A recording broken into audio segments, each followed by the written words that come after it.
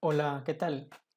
Buen día con todos. Mi nombre es Robert Ramírez. En esta oportunidad les traigo un video relacionado a Message Driven Bean MDB en Java. Eh, los MDB nos sirven para trabajar con mensajería síncrona y en este video vamos a ver desde lo más básico para entender, ¿no? En qué casos podemos utilizar esta tecnología y además vamos a conocer lo fundamental para desarrollar un servicio en MDB en Java. Entonces, sin más, iniciamos. Muy bien. Esta es la sesión 1. He creído conveniente desarrollarlo en dos sesiones, ¿no? Una sesión 1 respecto a fundamentos, a conceptos teóricos que debemos saber para entrar a una sesión 2 que es meramente práctica, ¿no? Bien, la base de esta tecnología es entender, ¿no? Entender desde dónde partimos y lo describimos a continuación. Tenemos una pequeña introducción en la cual estamos definiendo tres grandes conceptos, ¿no? Lo que es Java, Java SE y Java EE, ¿no? Eh, Como sabemos, Java es un lenguaje de programación, el cual está orientado a objetos. Eh, Ahora también ya se habla de una programación funcional, ¿no? Pero que Java inició con respecto a estar orientado a objetos, ¿no? De alto nivel y que tienen una sintaxis y un estilo muy particulares. Quienes ya desarrollan en Java pueden dar fe de esto, quienes están entrando a este mundo, a este mundo de Java también pueden dar fe de esto. Eh, y Java en sí tiene, digamos que maneja cuatro plataformas, ¿no? Cuatro plataformas en lenguaje Java. Uno que es el Java SE, que es el Java Standard Edition. El Java EE, que es el Java Enterprise Edition. El Java ME, que es Java Mobile Edition. Y lo que es Java FX, ¿no? Que digamos que es lo último en estas cuatro plataformas, ¿no? Lo último que ha salido para, en este caso, poder desarrollar con esta tecnología. Ahora, pasamos a definir qué es Java SE. Todos, cuando iniciamos a desarrollar con Java, pasamos, digamos, por esta etapa de conocer y desarrollar en Java SE, que es el Java Standard Edition, ¿no? Es la API de Java Standard Edition proporciona la funcionalidad principal del lenguaje de programación Java.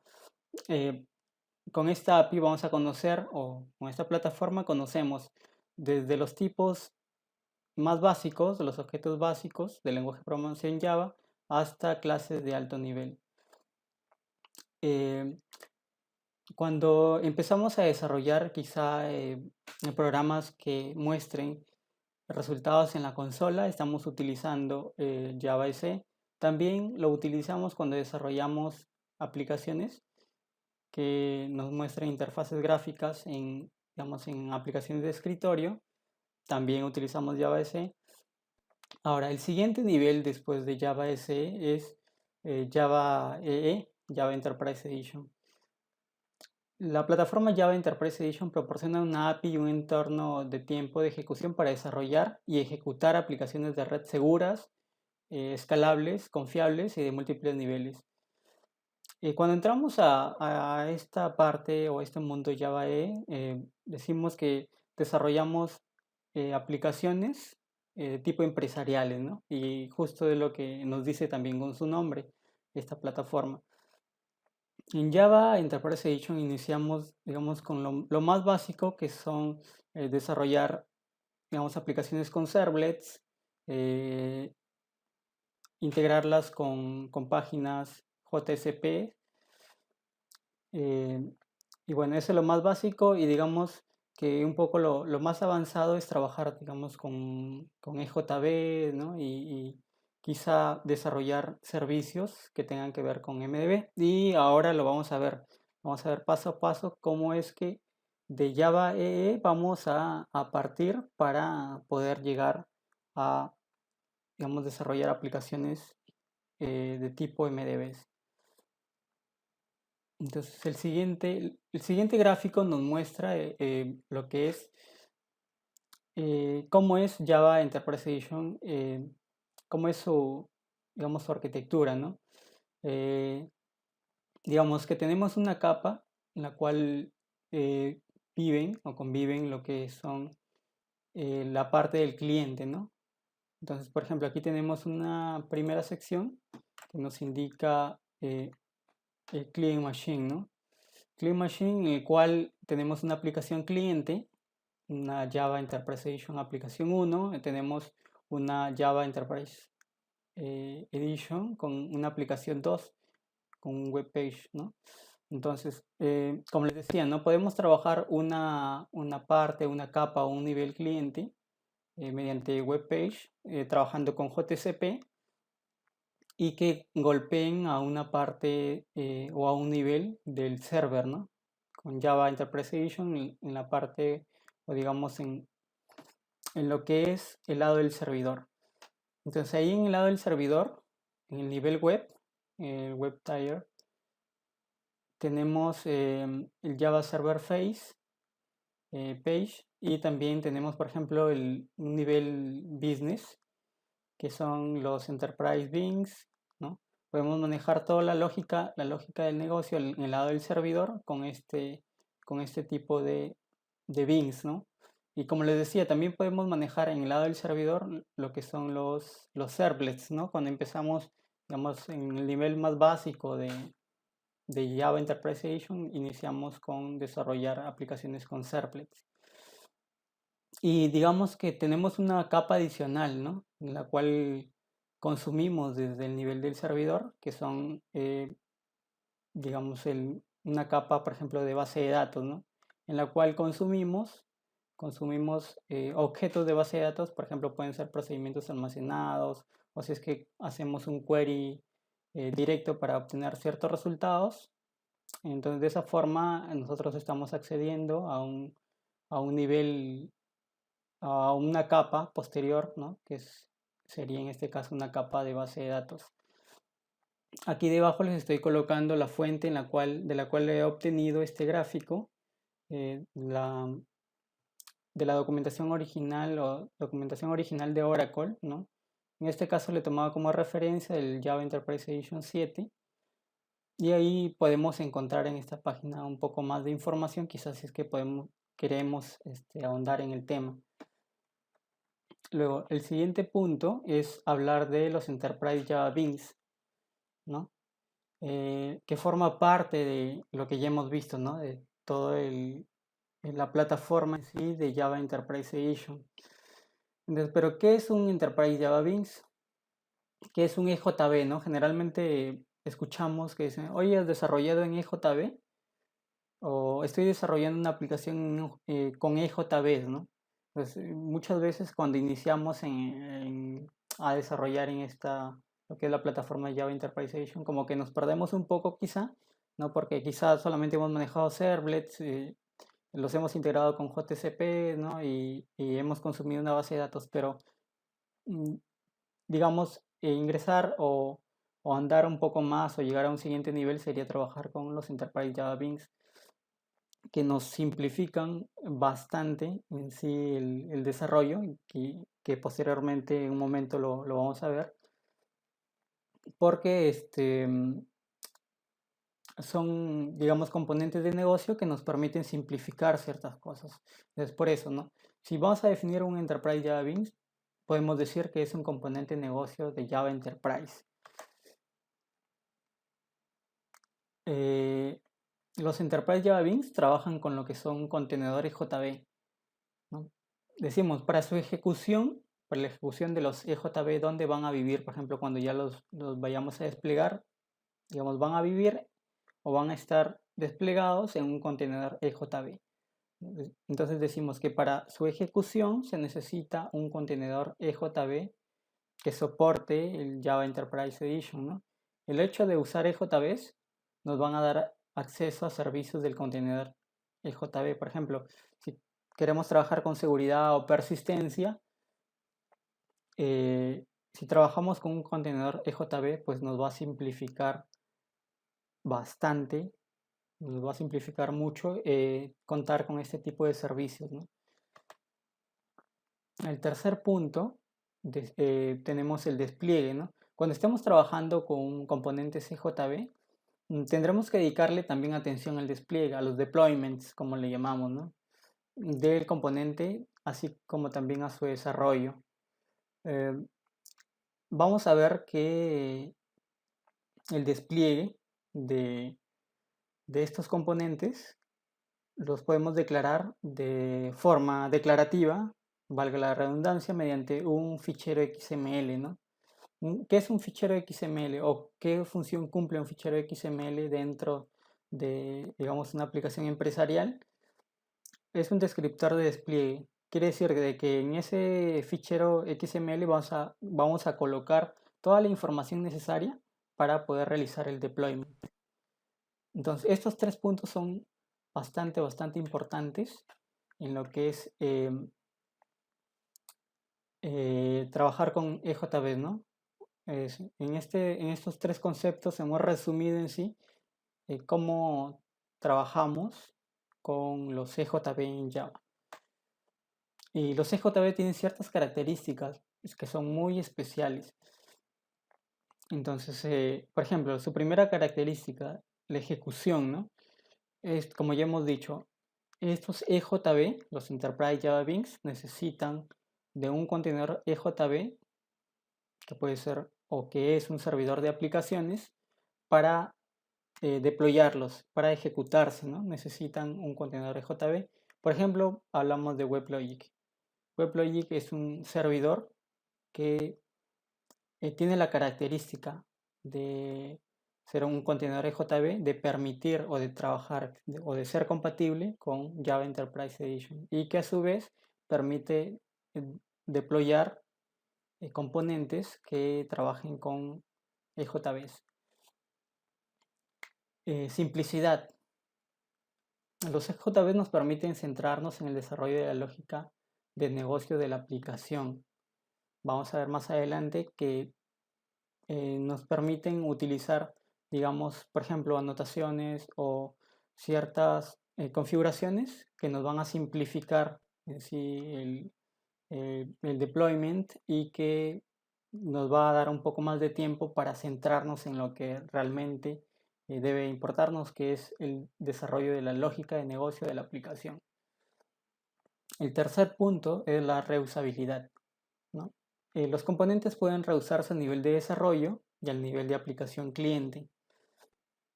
Digamos que, por ejemplo, tenemos un componente, un EJB, ¿no? Digamos, por ejemplo, que hace un logueo, ¿no? Entonces, ese componente EJB podemos desarrollarlo como un servicio y ese servicio puede ser consumido por, digamos, uno o más aplicaciones, ¿no? Entonces, digamos que a nivel de aplicación cliente, ese componente puede ser consumido por diversas aplicaciones, ¿no? Y a nivel de desarrollo, digamos que un componente JB podemos nosotros reutilizar, digamos, sus fuentes. Digamos, si hemos hecho algo básico, podemos reutilizarlo para, digamos, crear otra funcionalidad o quizá para darle una mayor robustez a esa funcionalidad que hemos desarrollado. Entonces, por eso es de que hacemos mención a la característica de reusabilidad. Como cuarta característica tenemos que los EJB son configurables, es decir, que se pueden adaptar y configurar en tiempo de despliegue. Sí, por ejemplo, si trabajamos con ficheros XML, podemos adaptar y configurar en tiempo de despliegue sus características. Pero digamos, por ejemplo, si trabajamos con anotaciones, en ese caso ya no va a ser posible. Y digamos que las anotaciones como que nos simplifican un poco el trabajo. Entonces vamos a ver quizá más adelante, vamos a trabajar con una aplicación quizá que maneje anotaciones y otra que se trabaje en un fichero XML. Entonces, y ahí quizá vamos a ver cuál de las dos cuál de los dos configuraciones nos permite o nos facilita el trabajo, ¿no? Ya va a quedar a libertad de cada uno utilizar uno o el otro. Y como quinta característica tenemos la portabilidad. Una aplicación EJB puede ser desplegada en cualquier servidor que soporte Java Enterprise Edition. Tipos de EJB. Podemos hacer mención a los Session Beans y a los Message Driven Beans. Los Session Beans son, digamos, nos permiten gestionar la lógica de negocio para un cliente. Hay dos tipos de Session Beans. Unos que son los Stateless Session Beans y otros los Stateful Session Beans. Digamos, como su propio nombre nos dice, traducido al español, el stateless es sin estado, ¿no? Entonces, los stateless session beans no mantienen el estado entre invocaciones, mientras que los stateful session beans guardan el estado entre invocaciones.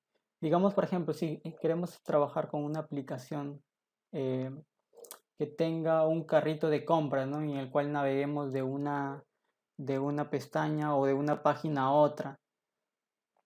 Si trabajamos una aplicación de este tipo, sí o sí, por ejemplo, vamos a trabajar con los beans, los session beans, ¿no?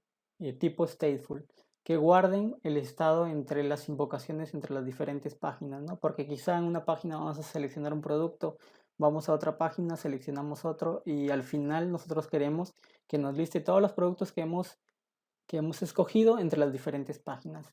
Entonces, si guardamos el estado, obviamente nos va a poder mostrar no todos los productos que hemos elegido, pero si no guarda el estado, si por ejemplo en este tipo de aplicaciones trabajamos con un stylus, entre cada invocación que hagamos a cada página, esta información se va a ir perdiendo. Entonces, en ese caso no es conveniente trabajar con un stateless, sino con un stateful. Muy bien. Luego los message driven beans. Son EJBs dirigidos por mensajes, ¿no? Son oyentes de mensajes que pueden consumir mensajes de una cola. Dichos mensajes pueden ser enviados por cualquier componente de Java Enterprise Edition. Por ejemplo, puede ser un cliente, otro EJB o un componente web, como por ejemplo un servlet. Los Message Driven Beans nos permiten trabajar con mensajería síncrona. Digamos, por ejemplo, ¿no? Tenemos un componente A que le envía un mensaje a un componente MDB. Este componente MDB no es necesario que esté presente en ese momento para que pueda consumir el mensaje que le esté enviando, digamos, el componente o la aplicación A, sino que en el momento que se conecte o en el momento que esté disponible, consume el mensaje. ¿Pero de dónde lo consume? Lo consume de un repositorio. Digamos, entonces, que una aplicación A va a depositar el mensaje en un repositorio, que es una cola, y posteriormente el MDB va a consumir ese mensaje que está en esa cola, en ese repositorio, y lo va a procesar. Esa es en sí la mecánica de este tipo de JB, ¿no? Y también tenemos un beans, que es un beans entity, ¿no? Que representa las entidades, pero que en algún momento ya dejó de utilizarse. ¿Por qué? Porque en cierto, en cierto en cierta versión quizá de JB ya no se utilizó este tipo de bin, sino que se quedó desfasado. ¿Por qué? Porque en algún momento ya empezamos a utilizar, ya no utilizábamos los entity bin, sino que empezamos a utilizar lo que es JPA para la persistencia, ¿no? Los entity bins hacían como que la funcionalidad de persistencia, pero digamos que JPA prácticamente hizo de que se quede desfasado ese tipo de bins y entró con todo y bueno, como conocemos, JPA es todo un mundo y nos simplifica tremendamente lo que es la persistencia en Java. Luego tenemos lo que es Java Message Service, JMS. Muchos hemos escuchado, ¿no? Quizá JMS, la API de JMS, pero en sí, ¿qué es? JMS es una API creada en su momento por Sun Microsystems para el manejo de colas de mensajes. ¿Cuáles son las características de JMS? digamos, brinda un mecanismo de enrutamiento y entrega de mensajes, realiza una entrega fiable de mensajes, brinda un mecanismo asíncrono de entrega de mensajes. Y esto es muy importante, ¿no? Sí, como les decía al inicio, si queremos trabajar con mensajería asíncrona, trabajar con EJB más JMS, pues nos va a resolver quizá los problemas que tengamos al trabajar con este tipo de mensajería, ¿no? De mensajería asíncrona. El tercer punto de la plataforma, ¿no? Desde la versión 1.3 de Java Enterprise Edition, el API de JMS forma parte de la especificación de Enterprise y se puede utilizar en aplicaciones de Java Enterprise Edition. La arquitectura. ¿Cuál es la arquitectura en sí de JMS? ¿Cómo, digamos, cómo agrupamos los componentes en JMS? Tenemos clientes JMS, tenemos mensajes y tenemos objetos administrados. En la parte práctica voy a explicar un poco con respecto a estos tres grandes grupos, ¿no? De la arquitectura de JMS. Ahí vamos a ver, por ejemplo, de que un cliente, digamos, se encola un mensaje a un MDB y el MDB lo consume. Entonces vamos a ver más o menos cuáles son las capas o las partes de esta arquitectura. Las vamos a poder identificar cuáles son los clientes, cuál es el mensaje, cuál es el objeto administrado. Pues ahí lo vamos a ver en la parte práctica. ¿Cuáles son los beneficios de utilizar JMS? La escalabilidad, la sincronía, que ya la habíamos mencionado, el no acoplamiento, y en el punto siguiente tenemos los dominios de mensajería. Ok, tenemos dos dominios de mensajería, lo que es punto a punto y publicación suscripción.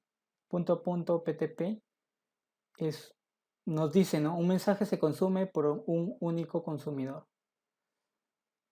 En el dominio de publicación suscripción, un mensaje se consume por muchos consumidores. Adelantándoles un poco, nosotros trabajamos o vamos a trabajar en esta parte con lo que es el dominio de mensajería punto a punto, en el cual un mensaje se consume por un único consumidor. Digamos, hay una aplicación o un componente que envía un mensaje, llega al repositorio, se está ahí a la espera de que un consumidor lo tome, pero en este caso va a ser un único consumidor, digamos el que tiene la dirección para obtener ese mensaje. Y lo vamos a ver acá, por ejemplo, de forma gráfica lo que anteriormente he explicado, ¿no? En lo que es punto a punto, un productor envía un mensaje, ¿no? A la izquierda podemos ver esto. El productor envía un mensaje y lo envía a la cola. La cola aquí es el repositorio, ¿no? Ahora, la cola envía o la cola contiene el mensaje y el consumidor en su momento, si no está disponible en ese momento, cuando esté disponible, consume el mensaje. O si está disponible en ese momento y no está ocupado, captura el mensaje y lo procesa. Ahora, en publicación suscripción, ¿qué pasa? De que el publicador envía un mensaje a un tópico, que es un repositorio también. Envía el mensaje al tópico y los suscriptores que tienen, digamos, la dirección en este caso del tópico, obtienen ese mensaje y lo procesan. Entonces, en el PTP, el productor envía el mensaje y hay un único consumidor. En publicación suscripción, un publicador envía el mensaje y hay diferentes o varios consumidores, ¿no? O suscriptores. Muy bien, y entramos a la parte de MDB. Entonces, más o menos vemos cómo va esto, ¿no? Iniciamos con lo que era Java, la definición de Java. Java tiene ciertas plataformas, entre ellas Java Enterprise Edition. Ahora, esa plataforma de Java Enterprise Edition maneja varios temas, ¿no? Y entre ellos los Enterprise Java Beans. Ahora, los Enterprise Java Beans tienen dos tipos, o podemos identificar dos tipos de beans, ¿no? Lo que son los Session Beans y lo que son los Message Driven Beans, los MDBs. Y ahora ya llegamos a esta parte, ¿no? Entonces ya hemos entendido desde lo más básico y ya estamos entrando a lo que es MDB. Entonces, MDB o MDB, Message Driven Bean, es un oyente de mensajes que puede consumir mensajes de una cola. Ya lo hemos visto en las anteriores, en el dominio de mensajería punto punto. Hemos visto que tenemos un repositorio que es una cola y que tenemos un consumidor que va a ir a la cola, va a extraer ese mensaje y lo va a procesar. Se diseñaron para que el servidor de aplicaciones proporcione facilidades de multithreading, ¿no? Digamos que para poder procesar varios mensajes a la vez, podemos utilizar MDB, ¿no? De la misma forma en que es como que si estuviéramos trabajando con múltiples hilos, ¿no? Cuando trabajamos con hilos sabemos que podemos procesar quizá dos flujos diferentes o podemos procesar varios mensajes al mismo tiempo.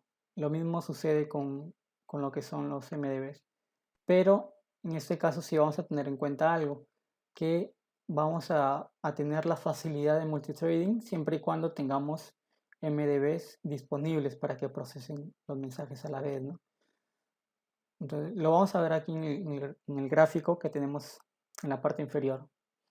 Terminamos en lo que son los conceptos. MDB se basa en un método o message que se invoca automáticamente a la llegada de un mensaje. Digamos que MDB es un componente, ¿no?, que está ahí a la espera de que llegue un mensaje. En cuanto llegue un mensaje, digamos, se ejecuta el método o message, a través del cual se va a pasar ese mensaje y se va a procesar.